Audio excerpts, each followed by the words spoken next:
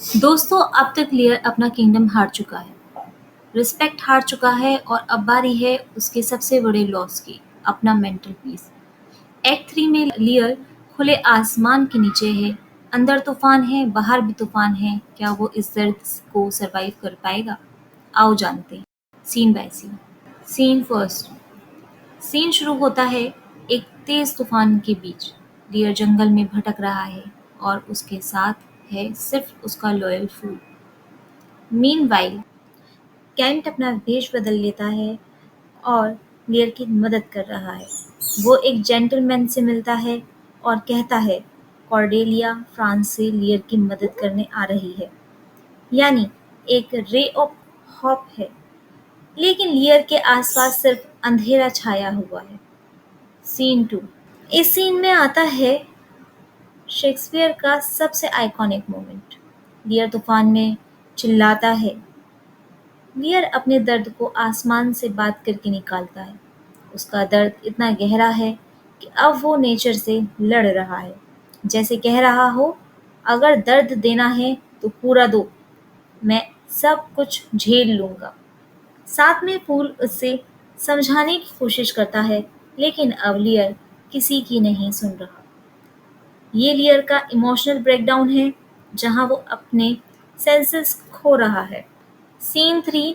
Gloster secretly लियर की help करने की प्लानिंग करता है। जब उसे पता चलता है कि लियर जंगल में भटक रहा है, वो कहता है, ये तो नाइंसाफ़ी है।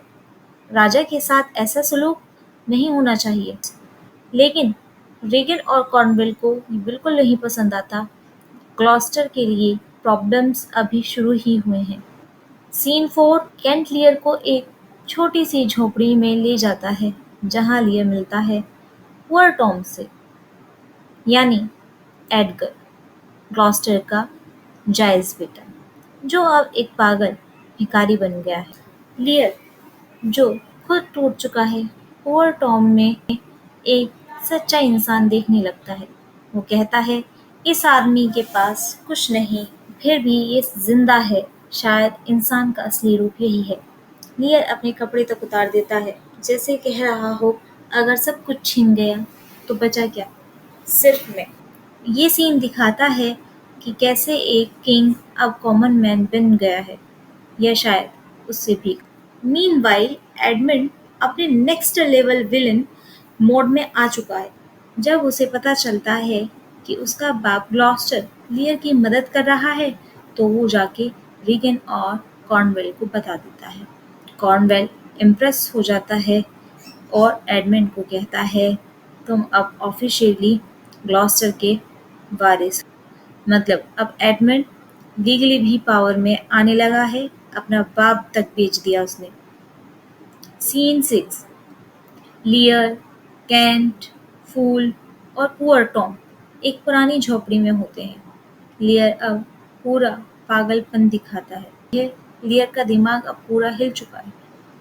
तभी ग्लॉस्टर आता है और उन्हें सीक्रेटली वहां से ले जाता है ताकि उनकी जान बच सके। सीन 7। ग्लॉस्टर की सजा।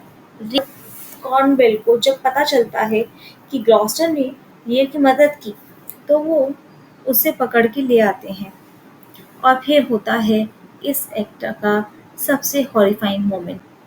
कॉर्नवेल अपने हाथों से ग्लॉस्टर की आंखें निकाल देता है। हाँ, ये ब्रूटल है। और जब एक सर्वेंट अपोज करता है, तो उसे भी मार दिया जाता है। ग्लॉस्टर चीखता है ग्लॉस्टर चीखता है, अब मैं अंधा हूँ, लेकिन अब मुझे असली चेहरे दिख रहे। दोस्तों, एक्ट 3 में लियर अपनी मैडनेस में सच्चाई ढूंढता है। जब सब कुछ हिन जाता है, तभी इंसान को असली सच दिखाई देता है। शेक्सपियर कह रहा है, स्टेटस और पावर एक इल्यूजन है, और सबसे बड़ा दर्द होता है अपनों के धोखे का। नेक्स्ट वीडियो में आप देखेंगे, अब लियर मेंटल ब्रेकडाउन के बाद एक अलग दुनिया में पहुंचता है और एक अंधा बाप अपने असली बेटे को याद करता है। एक्ट 4 में मिलते हैं